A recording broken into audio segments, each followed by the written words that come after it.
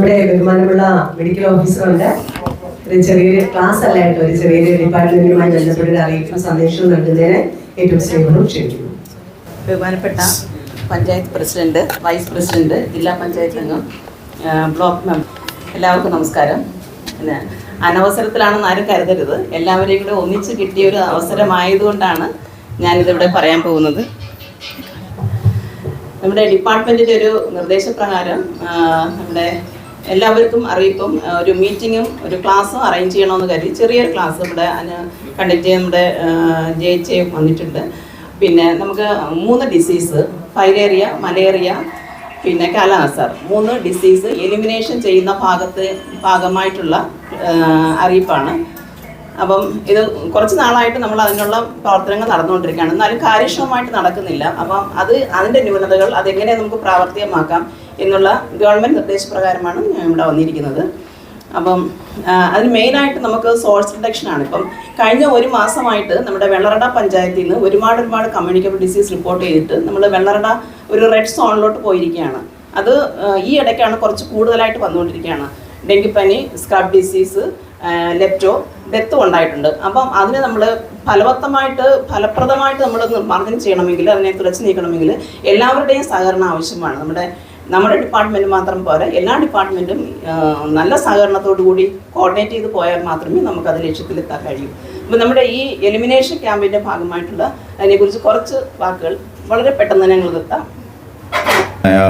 അധ്യക്ഷ, ഇവിടെ നിന്ന് തുടച്ചു നീക്കിയിരുന്നു 1965. അതിനു മുമ്പ് ഒരുപാട് മരണങ്ങൾ മലമ്പനി കൊണ്ടുണ്ടായിട്ടുണ്ട്.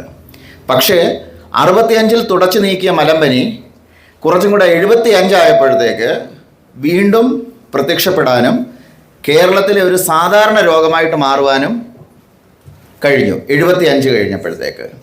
അപ്പോൾ ആ 75 മുതൽ ഇപ്പം വരെ മലമ്പനി നമുക്ക് കൺട്രോളിലാണെങ്കിൽ പോലും തുടച്ചു നീക്കാൻ സാധിച്ചിട്ടില്ല. കാരണം നമുക്കറിയാം, മുൻകാലങ്ങളിൽ കേരളത്തിൽ നമ്മുടെ തദ്ദേശീയരായ മലയാളികളായിരുന്നു. പക്ഷേ ഇന്ന് മലമ്പനി നിബിഡമായ പ്രദേശത്തു നിന്നും വരുന്ന ഒരുപാട് അന്യസംസ്ഥാന തൊഴിലാളികൾ നമ്മുടെ ഓരോ കുഗ്രാമങ്ങളിലും വാർഡുകളിലും താമസിക്കുന്നുണ്ട്. അതുകൊണ്ട് തന്നെ നമുക്ക് ഇന്ന് കേരളത്തിൽ കണ്ടുവരുന്ന മലമ്പനികളൊന്നും ഇൻഡിജിനസ് അല്ല. എന്ന് പറഞ്ഞാൽ ഇവിടെ ഉണ്ടായതല്ല, മറ്റ് സ്ഥലങ്ങളിൽ ഉണ്ടായിട്ട് ഒന്നുകിൽ അതിനെ കൊണ്ടുവന്നതോ ആ കൊണ്ടുവന്ന ആളിൽ നിന്നും ഇവിടത്തേക്ക് പകർന്നതോ ആണ്. അപ്പോൾ സ്വാഭാവികമായും നമ്മളത് അനുഭവിക്കുകയാണ്. അപ്പോൾ ഇതിനെ നമുക്ക് തുടച്ചു നീക്കണമെങ്കിൽ ഏർലി ഡിറ്റക്ഷൻ, മുൻകൂട്ടിയുള്ള കണ്ടെത്തൽ, അതിനുവേണ്ടിയാണ് നമ്മളിപ്പം പല സമയങ്ങളിൽ ഇപ്പോൾ ഇവിടെ തന്നെ നമ്മളിപ്പോൾ 2 നടത്തി. നമ്മുടെ സ്ക്രീനിങ്, നമ്മുടെ അന്യസംസ്ഥാന തൊഴിലാളികളെല്ലാം സ്ക്രീൻ ചെയ്തിരുന്നു. നമ്മുടെ പൊതുജനങ്ങളെ സ്ക്രീൻ ചെയ്ത് ഏത് പനിയായിട്ട് വന്നാലും അവരുടെ സ്ലൈഡ് എടുത്ത് മലേറിയ ആണോ എന്ന് നോക്കുന്നുണ്ട്. അവർക്ക് വേണ്ട അവരുടെ ലക്ഷണങ്ങൾ കണ്ടിട്ട് ചികിത്സിക്കുന്നുണ്ട്. ഭാഗ്യത്തിന് നമ്മുടെ വെള്ളറട പഞ്ചായത്തിൽ മലമ്പനിയുടെ ഒരു ഇൻസിഡൻസ് ഉണ്ടായിട്ടില്ല ഇപ്പോൾ. പക്ഷേ ഏത് സമയം നമ്മളത് പ്രതീക്ഷിച്ചുകൊണ്ട് വേണം വർക്ക് ചെയ്യേണ്ടത്. അപ്പോൾ പുതിയൊരു മാനദണ്ഡമനുസരിച്ച് 2027 പൂർണ്ണമായും 3 രോഗങ്ങൾ, മലമ്പനി, ചെള്ളുപനി, കാലാസർ, അതിനോടൊപ്പം തന്നെ ഒന്നും കൂടെ ഉണ്ട് ഫൈലേറിയ, മന്ത്. ഇത്രയും രോഗങ്ങൾ പൂർണ്ണമായും കേരളത്തിൽ നിന്നും വിമുക്തമാക്കണം. വിമുക്തമാക്കുക എന്ന് പറയുന്നത് പൂർണ്ണമായും തുടച്ചു നീക്കലല്ല, നമ്മുടെ ഇവിടെ സ്പ്രെഡ് ഉണ്ടായിരിക്കും, ഒരാളിൽ നിന്ന് ഒരാളിലേക്ക് പകരാത്ത ഒരവസ്ഥ. പൂർണ്ണമായും തുടച്ചു നീക്കാൻ പറ്റില്ല. കാര്യം നമുക്കിവിടെ യാത്രക്കാർ അങ്ങോട്ടും ഇങ്ങോട്ടും വന്നുകൊണ്ടിരിക്കുമ്പോൾ തീർച്ചയായിട്ടും ഇത് വരും.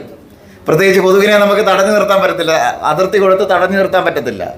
അപ്പോൾ അതിനുവേണ്ടി എല്ലാ വകുപ്പുകളും, തദ്ദേശ സ്വയംഭരണ വകുപ്പും ആരോഗ്യ വകുപ്പും സംയുക്തമായിട്ട് ഒരു തീവ്ര പദ്ധതിയിലേക്ക് പോവുകയാണ്. 2027 വരെ. 27ഓടുകൂടി ഇത്രയും രോഗങ്ങൾ പൂർണ്ണമായും തുടച്ചു നീക്കും. ചെള്ളുപനിയെ പറ്റി പറഞ്ഞുകൊള്ളട്ടെ. നമ്മുടെ പഞ്ചായത്തിൽ, പ്രത്യേകിച്ച് നമുക്ക് തൊട്ടടുത്ത പഞ്ചായത്ത് അമ്പൂരിയിൽ കഴിഞ്ഞ വർഷങ്ങളിൽ വളരെ കൂടുതലായിരുന്നെങ്കിലും ഈ വർഷം നമ്മുടെ ഇൻസിഡൻസ് ചെള്ളുപനി കൂടുതലാണ് നമുക്ക്. കാര്യം ചെള്ളുപനി പലപ്പോഴും വരുന്നത്, ഈ കഴിഞ്ഞ ഏറ്റവും ലാസ്റ്റ് വന്ന ചെള്ളുപനിയാണെങ്കിലും അത് വന്നത് കാട്ടാക്കട ടാപ്പിംഗ് തൊഴിലാളിയായ ഒരാൾക്കാണ്. അദ്ദേഹം കാട്ടാക്കട പോകുന്നു, അവിടെ നിന്ന് കിട്ടിയിട്ടാണ് ഇവിടെ വരുന്നത്. പക്ഷേ പിള്ളേരുള്ള അതെ. അപ്പം ചെള്ളുപനിയാണ്. അതെ. അപ്പോൾ സ്വാഭാവികമായും നമുക്ക് ഇവിടെ വരുന്നതിൽ നല്ലൊരു ശതമാനം പുറത്തു നിന്നാണെങ്കിലും നമ്മളിത് കൺട്രോൾ ചെയ്യണം. കൺട്രോൾ ചെയ്യാൻ പറ്റുന്നത് ഏർലി ഡിറ്റക്ഷനാണ്. അത് ഒരു പരിധി വരെ നമുക്ക് സാധിക്കുന്നുണ്ട്. മരണനിരക്ക് വെള്ളറുടെ കുറവാണ്. പക്ഷേ മറ്റ് സ്ഥലങ്ങളിൽ കൂടുതലാണ്. സ്ക്രബും ലെപ്റ്റോയും, പ്രത്യേകിച്ച് എലിപ്പനി പേപ്പറിലൊക്കെ നിങ്ങൾ വായിച്ചു കാണും. എലിപ്പനി നെയ്യാറ്റിൻകര താലൂക്ക് ഏറ്റവും കൂടുതലാണ്. നമുക്കിത് നമ്മുടെ ഇവിടെ എലിപ്പനി ഇപ്പോൾ ഈ താരതമ്യേന ഈ കഴിഞ്ഞ ഒരു വർഷം കുറവാണ്.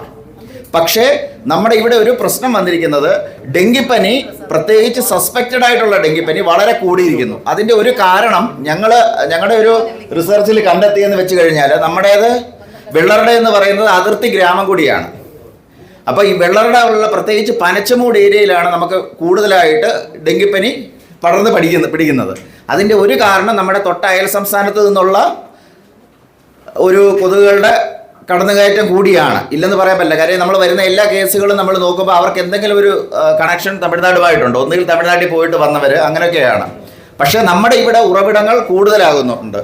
അപ്പോൾ ഉറവിട നശീകരണത്തിന് മുഖ്യ പ്രാധാന്യം കൊടുത്തുകൊണ്ട് ഒരു തീവ്ര യജ്ഞത്തിലേക്ക് നമ്മൾ ഇടപെടണം. അപ്പോൾ എല്ലാവരും, എല്ലാ വകുപ്പുകളും, എല്ലാ വിഭാഗത്തിലുള്ളവരും നമുക്ക് അതിന് നല്ലൊരു സപ്പോർട്ട് തന്നാൽ മാത്രമേ അത് പൂർണ്ണമായും ഫലവത്താവത്തുള്ളൂ. കാര്യം ഓരോ വീട്ടിൽ നിന്നാണ് നമ്മൾ കൊതുക് നശീകരണം തുടങ്ങേണ്ടത്.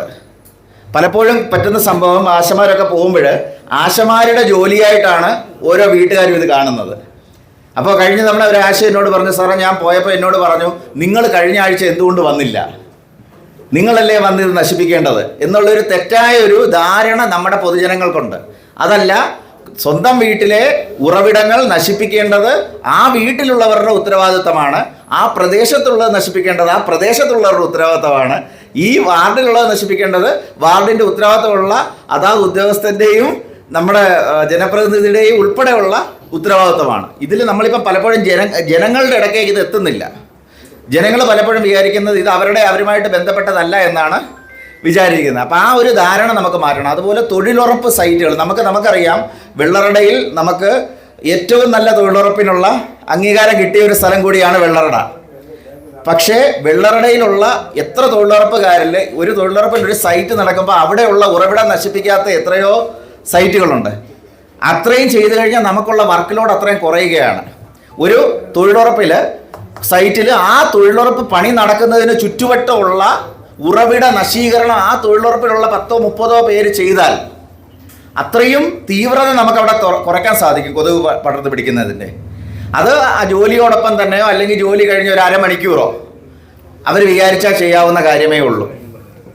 അതോടൊപ്പം ചെള്ളുപനിയുടെ കാര്യം പറഞ്ഞു, ഡെങ്കിയുടെ കാര്യം പറഞ്ഞു. പിന്നുള്ളത് കാലാസർ എന്ന് പറഞ്ഞൊരു രോഗമാണ്. നമുക്കതില്ല, വളരെ കുറവാണ്. കേരളത്തിൽ ഇപ്പം 2-3 കേസുകൾ ഉണ്ടായിട്ടുണ്ട്. 2 സൗദിയിൽ നിന്ന് ഇമ്പോർട്ട് ചെയ്ത കേസുകളാണ്. നമ്മുടെ നെയ്യാറ്റിൻകര താലൂക്കിൽ ഒരു കാലാസർ, നേരത്തെ ഒരു മരണം ഉണ്ടായിട്ടുണ്ട്. കാലാസർ എന്ന് പറയുന്നത് നമ്മുടെ ഈ മണലീച്ച എന്ന് പറഞ്ഞൊരു ചെറിയൊരു ഈച്ചയുണ്ടല്ലോ, ഈ മണലീച്ച മുഖാന്തരം ഉണ്ടാകുന്ന ഒരു രോഗമാണ്.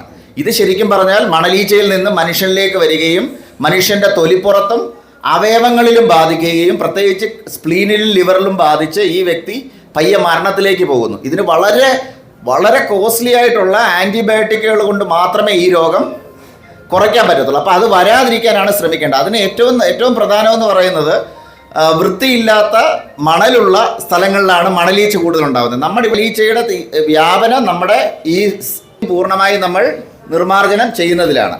അപ്പോൾ എന്തൊക്കെയാണ് നമ്മൾ നിർമ്മാർജ്ജന ഘട്ടത്തിൽ ചെയ്യേണ്ട കാര്യങ്ങളെന്ന് പറഞ്ഞാൽ, നമ്മൾ ആദ്യം പഞ്ചായത്ത് തലത്തിൽ അതിനുവേണ്ട കമ്മിറ്റികൾ കൂടി ആ പഞ്ചായത്തിൻ്റെ എല്ലാ വാർഡുകളിലും ഏതൊക്കെ പ്രവർത്തനങ്ങൾ നടത്തുന്നു എന്ന്, ഈ 3 രോഗങ്ങൾ മാറ്റുന്നതിലേക്ക് ഏതൊക്കെ പ്രവർത്തനങ്ങൾ നടത്തുന്നു എന്നുള്ളതിനെ പറ്റി ഒരു പ്ലാൻ ഓഫ് ആക്ഷൻ ഉണ്ടാക്കണം.